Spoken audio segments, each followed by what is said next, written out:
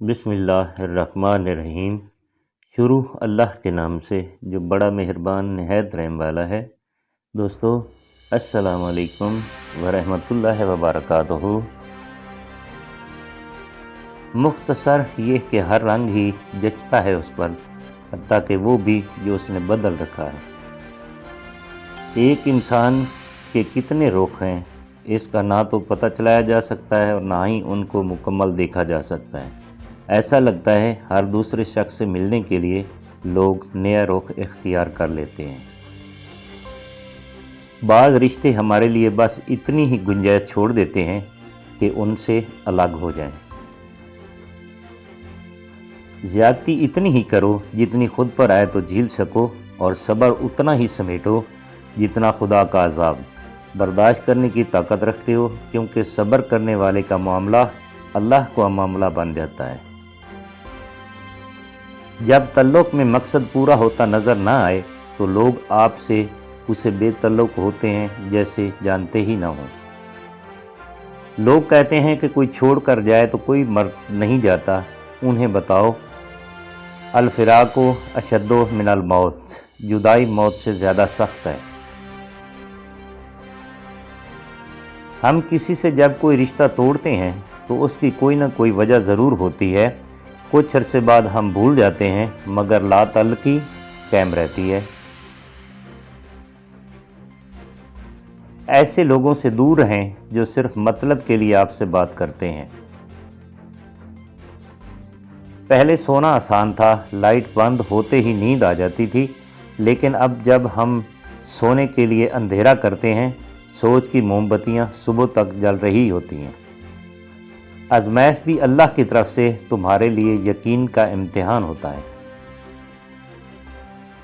چھوٹا بن کر رہو گے تو ہی بڑی رحمتیں ملیں گی، کیونکہ بڑا ہونے پر تو ماں بھی گود سے اتار دیتی ہے۔ زندگی میں کسی بھی انسان کو اتنا قریب مت کرو کہ وہ آپ کو معمولی سمجھنے لگے۔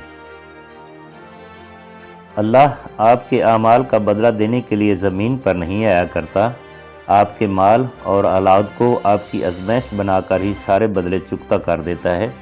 آپ دنیا والوں کو حقارت سے دیکھتے ہیں تو وہ آپ کو ٹھوکریں لگوا کر انہی دنیا والوں کا سہارا لینے پر مجبور کر دیتا ہے۔ والد کے ساتھ ایسے رہیں جیسے لاٹھی ہوتی ہے جو حکم عدولی نہیں کرتی، بحث نہیں کرتی اور ہاتھ سے جدا بھی نہیں ہوتی۔ آج وقت ہے، کل آپ والد کے جوتے دیکھنے کی بھی آرزو کریں گے۔ یا اللہ، جیسے تو اندھیری رات کے بعد خوبصورت روشن صبح لے آتا ہے، ایسے ہی ہماری زندگیوں میں روشنیاں، امن، محبت اور خوشیاں عطا فرما، آمین۔ ہر حال میں ہنسنے کا ہنر پاس تھا جن کے، وہ رونے لگے ہیں تو کوئی تو بات ہوگی۔ جب بھی کسی سہارے کی ضرورت پڑتی ہے تو سب سے پہلے وہ رشتے منہ پھیر لیتے ہیں جن پہ بہت مان ہوتا ہے۔ مرنے کے بعد کی گئی تعریف اور دل دکھانے کے بعد مانگی ہوئی معافی، دونوں کی کوئی اہمیت نہیں ہوتی۔ کیا آپ کو پتہ ہے روٹی کا نوالا آپ کے پیسے سے نہیں کھاتے، قسمت سے کھاتے ہیں، اور اگر خدا کی مرضی شامل نہ ہو تو وہی نوالا آپ کی جان بھی لے سکتا ہے۔ کسی کی راہ میں ناحق مشکلات پیدا کرنے سے پہلے یہ سوچ لیں کہ اللہ رب العزت کی عدالت میں حقوق العباد کی معافی نہیں ہے۔ اوروں کی خوشیوں میں خالی ہونے والے دامن دولت سے نہیں، رب کریم عز و جل کی رحمت سے بھرا کرتے ہیں۔ بہت سی غلطیاں ہوئیں زندگی میں، لیکن جو غلطیاں لوگوں کو پہچاننے میں ہوئیں ان کا خمیازہ سب سے زیادہ بھگتا۔ رسول اللہ صلی اللہ علیہ وآلہ وسلم نے فرمایا، جو دوسرے کو نقصان پہنچائے اللہ اسے نقصان پہنچائے گا، اور جو دوسرے کو تکلیف دے اللہ تعالیٰ اسے تکلیف دے گا۔ تمہارے گناہ تمہارے اور تمہارے رب کے درمیان راز ہیں، اس راز کو لوگوں پہ افشا نہ کرو۔ تمہارے گناہ تمہارا اور تمہارے رب کا معاملہ ہے، اس لیے اپنے گناہوں پہ لوگوں کو گواہ نہ بناؤ۔ جو انسان دوسروں کو شک کی نگاہ سے دیکھتا ہے، حقیقت میں وہ اپنے کردار کی برائیاں दूसरों में तलाश करता है। हर बिछड़ जाने वाला रिश्ता हमारे जिस्म में मौजूद एक एहसास को मुर्दा कर जाता है, क्योंकि कुछ लोग हमारा यकीन मार जाते हैं, कुछ एतमाद, कुछ हमारी खुशियाँ, कुछ प्यार और कुछ असल शख्सियत। लफ्ज़ों के ज़ख्म झीलने के बाद भूलने का फ़न या तो पागल को आता है या कामिल को। एहसान हमेशा नस्ल देख के किया करो। गाय सूखा घास खाकर भी मीठा दूध देती है, जबकि सांप मीठा दूध पीकर भी डस लेता है। रसूलुल्लाह सल्लल्लाहु अलैहि वसल्लम ने फरमाया, सुनो, क़यामत में सबसे ज़्यादा फैज़ याब मेरी शफ़ाअत से वो शख्स होगा जो सच्चे दिल से या सच्चे जी से ला इलाहा इल्लल्लाह कहेगा। तुम डर जाते हो देख के डरावनी फिल्में, कभी पढ़ो कुरान में क़यामत का समा, खौफ से खड़े हो जाओगे रोंगटे तुम्हारे। शोहर ने 2 थप्पड़ मारकर गाली दी, औरत ने गोद में बैठे बच्चे की तरफ देखा और सह गई। क्या खूबसूरत दौर था जब लोग एक दूसरे के कांटे निकालते थे, और अब हम एक दूसरे की राह में कांटे बिछाते हैं।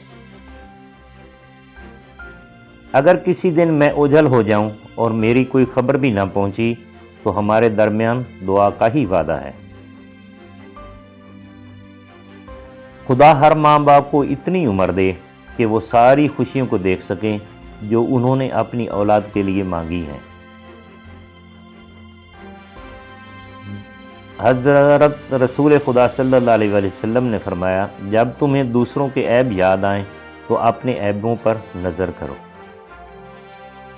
इंसान जिस शख्स पर तनकीद करता है और जिसमें कीड़े निकालता है और जिसको बुरा समझने लगता है, बिलाखिर वैसा ही हो जाता है। इशफाक़ अहमद। कुछ लोगों के पास कुछ भी नहीं होता, मगर वो फिर भी मुस्कुरा रहे होते हैं। जानते हैं क्यों? क्योंकि वो अल्लाह से अच्छे की उम्मीद रखते हैं, और बेशक वो सब कुछ अता करने वाला है।